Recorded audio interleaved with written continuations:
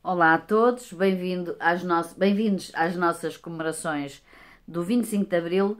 Estamos a dar o destaque a esta obra e vamos ler para vocês o capítulo 4, As Bombas de Cunhal.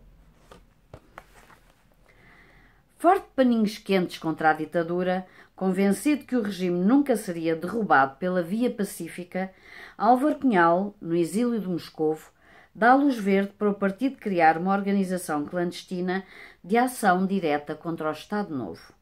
Nasce a ARA, a Ação Revolucionária Armada. Entre 1970 e 73, levou a cabo diversas operações, algumas tão espetaculares como a do comando que furou a segurança da base aérea de Tancos e destruiu à bomba 28 aviões e helicópteros. Assalto ao banco. Quando o líder soviético Nikita Khrushchev, em 1960, anuncia a nova política de coexistência pacífica com o mundo capitalista, Mao Tse-tung, o grande timoneiro, denuncia essa estratégia como revisionista. Apelou à luta armada contra o capitalismo e à tradição revolucionária. Que os campos cerquem as cidades, proclama o líder chinês. A guerrilha camponesa e a luta armada são, segundo Mao, o único caminho para a revolução. A doutrina maoísta de reafirmação dos princípios marxista-leninista contra o revisionismo e o reformismo soviético divide o movimento comunista internacional. A maioria dos partidos comunistas ocidentais, legais ou na clandestinidade, continua a alinhar com Moscovo. Mas todos eles conhecerão cisões pró-chinesas entre 1964 e 65. É o caso do Partido Comunista Português. Álvaro Cunhal, fidelíssimo a Moscovo, não consegue evitar em 64 a cisão maoísta liderado por Francisco Martins Rodrigues, um dos evadidos de Peniche, que funda a Frente Armada Popular, a FAU. Mas entre os dirigentes comunistas portugueses, apesar de alinhados com a tese soviética de coexistência pacífica, fermenta a opinião favorável à luta armada. Estão convictos de que o regime não cai com paninhos quentes. Esta corrente favorável à guerrilha encontra apoio no vigoroso combate de Álvaro Cunhal, após a fuga de Peniche, para derrotar a linha de Júlio Fogaça, a que chamou desvio de direita, e a sua via pacífica para o derrubamento do fascismo. Cunhal cede. Aprova, ainda em 1964, a criação de um grupo de ações especiais contra o regime, a Ação Revolucionária Armada, ARA, autónoma e estanque relativamente à organização do partido, para evitar que as prisões num lado afetassem o outro.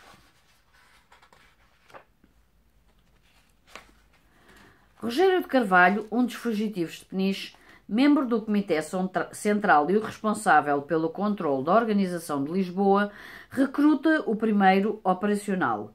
Raimundo Narcista, um comunista legal que aceita largar tudo, a família, os estudos no Instituto Superior Técnico, os amigos, para entrar na clandestinidade.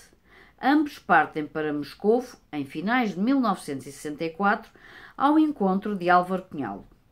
Meses depois, vão para Cuba frequentar um curso de guerrilha. A luta armada contra o regime custa dinheiro, que o partido não tem.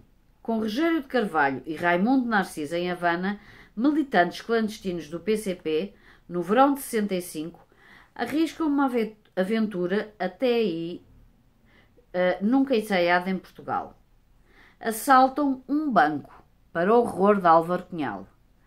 Escolhem a agência do Barreiro do Tota Aliança, propriedade dos Melos, patrões da CUF. O Tota Aliança irá fundir-se na década de 60 com Lisboa e Açores, dando origem ao Banco Tota e Açores. O dinheiro roubado no Barreiro, uma importante quantia, tanto quanto se sabe, serviu para financiar as ações especiais do partido na luta contra a ditadura. Apesar do dinheiro ter sido empregue no derrubamento do regime, a grande causa da luta comunista, ainda assim, Álvaro Cunhal espírito legalista, arrepiou-se a imaginar o partido envolvido em aventuras mais adequadas a malfeitores. O assalto nunca foi reivindicado e os comunistas nunca mais assaltaram bancos para recolha de fundos. ARA em ação. Álvaro Cunhal impôs à ARA a regra de ouro de só executar operações com a garantia, ou pelo menos a grande probabilidade, de não matar ninguém. Recusa-se tornar-se no chefe político de uma organização terrorista que despreza a vida de pessoas. Cunhal também terá o cuidado de não reivindicar as ações em nome do PCP, precisamente para manter estanques a ARA e o partido. Durante algum tempo, a PIDE não estabeleceu qualquer ligação entre as ações diretas e o PCP. Rogério de Carvalho e Raimundo Narciso, regressados de Cuba em junho de 1965, escolhem o alvo da primeira ação especial da ARA, uma vivenda no Algueirão, na linha de Sintra, onde funciona um serviço da NATO. Mas a operação, planeada para outubro, falha. A carga explosiva com retardador que Rogério Carvalho e Raimundo Narciso entregaram ao operacional que a devia ter colocado não chega a arrebentar. O recruta, operário de uma fábrica instalada em Camarate, desapareceu com a bomba. Menos de 15 dias depois, Rogério Carvalho é preso pela PIDE e brutalmente torturado, mas manteve-se calado. Ao silêncio de Carvalho fica Raimundo Narciso a dever não ter sido preso. Continua na clandestinidade durante quase um ano, sozinho e sem apoios, impossibilitado de qualquer ligação ao partido, até que em julho de 1966 consegue estabelecer contacto com Ângelo Veloso, membro do Comitê Central na clandestinidade. A ARA começava em falso. Narciso é levado de volta para Moscovo. Frequenta durante um ano a Escola Central do Consomol. Regressa a Portugal no verão de 1967. Álvaro Cunhal, entretanto, promove mais 2 cursos militares na União Soviética e em Cuba. O curso de Moscovo é frequentado por 4 militantes no estrangeiro, entre eles Francisco Miguel, que insistia em regressar a Portugal para a luta armada. Passara quase 22 anos recluso nas cadeias políticas e fugira por 4 vezes. Cunhal resistiu a deixá-lo voltar a Portugal. Juntar-se-á a Raimundo Narciso em meados de 1968. Dos militantes enviados para o curso de guerrilha em Havana, nenhum chegou ao campo de batalha. Regressados de Cuba, preferiram abandonar o partido e instalaram-se em França. Álvaro Cunhal tem uma posição ambivalente relativamente à luta armada. Decidiu criar uma organização de ações especiais e promoveu cursos militares para os militantes recrutados, mas revela uma rara apatia na concretização do objetivo. O desinteresse de Cunhal, real ou aparente, reflete-se no escasso empenho pela luta armada demonstrado por grande parte da direção do PCP no interior. Ângelo Veloso, o elo de ligação da ARA ao partido, é preso. Mais uma dificuldade.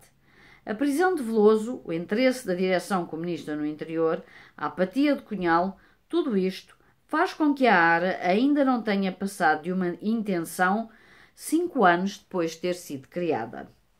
Mas Jaime Serra, no início de 1970, levou à reunião do Comitê Central a questão do impasse na luta armada e bateu-se pelo apoio incondicional do partido às ações especiais. Serra é então destacado, em julho, para a direção da ARA. Ele, Raimundo Narciso e Francisco Miguel passam a constituir o comando central da organização, enquanto Joaquim Gomes assegura a ligação à direção do partido. A ARA está pronta para entrar em ação. Contra um grupo de operacionais de que fazem parte Gabriel Pedro, Carlos Coutinho, Ângelo de Sousa, António Eusébio, António Pedro Ferreira, Manuel Policarpo Guerreiro, Manuel dos Santos, Ramiro Morgado, Amando Ventura da Silva, Vítor Almeida Dessa, Jorge Trigo de Sousa, Maria Abrantes da Silva e José Brandão. Na noite de 25 de outubro de 1970, um pequeno barco desliza devagar pelo Tejo. Saiu da doca do Poço do Bispo, na zona oriental de Lisboa, e vai rio abaixo, rumo à Rocha Conde de Óbidos. Parece um barco de pesca, mas leva a bordo 2 operacionais da ARA, Gabriel Pedro e Carlos Coutinho, e carrega 2 potentes cargas explosivas de fabrico artesanal. O barco navega com dificuldade contra a corrente da maré a encher. Gabriel Pedro, nos seus 72 anos, vai agarrado aos remos e, com remadas vigorosas, lá vai vencendo a força da água. Ganhar a vida como pescador no Tejo e conhece o rio. As bombas estão destinadas ao paquete Vera Cruz, utilizado no transporte de tropas para a guerra colonial e que está atracado em Alcântara, uma boa meia dúzia de quilómetros mais abaixo. Foram fabricadas por Raimundo Narciso e Francisco Miguel numa oficina clandestina nos arredores de Arruda dos Vinhos. Gabriel Pedro está exausto de tanto remar contra a maré. Podia passar o par de remos ao camarada, mas Carlos Coutinho nunca remara na sua vida e não era a hora indicada para lições de remo. Quando se aproxima do Vera Cruz, são surpreendidos por uma lancha da Polícia Marítima. Gabriel Pedro esconde o barco entre o paquete e a muralha. Os homens da ARA esperam que a lancha se vá embora, mas a Polícia Marítima não se afasta. Os relógios das bombas estão regulados para as 5 da manhã. As duas latas de explosivos são companhia cada vez mais perigosa e têm que se livrar delas. Se não podem atacar o Vera Cruz, atacam o Cunene, navio habitualmente utilizado para o transporte de carga para a guerra e atracado à distância de 2 remadas e abrigado da vista da Polícia Marítima. A primeira carga explosiva, fabricada dentro de uma lata de 20 litros a que tinham soldado na base novas hastes metálicas com ímãs potentes, ficou agarrada à proa do navio abaixo da linha de água.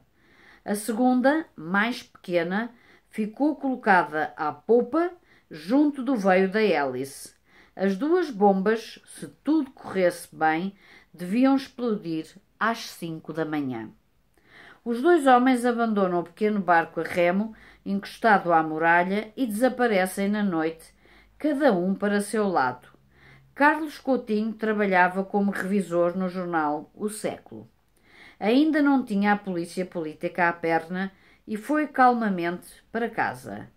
Gabriel Pedro, perseguido pela PIDE, tomou o caminho de um poiso secreto. No dia seguinte, encontrou-se clandestinamente com o filho, Edmundo Pedro, também ele procurado pela PIDE. Foi a última vez que pai e filho, que já chegaram a estar juntos no Tarrafal, se encontraram.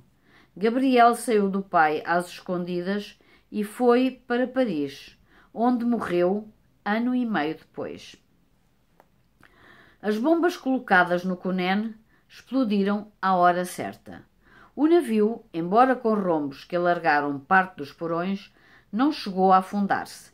Jaime Serra ligou de uma cabine telefónica para as delegações em Lisboa da Reuters, France Press e United Press e leu um comunicado a reivindicar a ação. Nem uma palavra sobre o PCP. Não disse que a ARA era uma organização do partido.